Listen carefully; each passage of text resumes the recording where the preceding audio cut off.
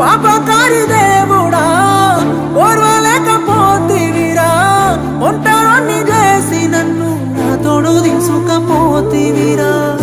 ఎట్ట నేను ఉండేది సెప్పర దేవరా ఏమి పాపము నేను చేసినానురా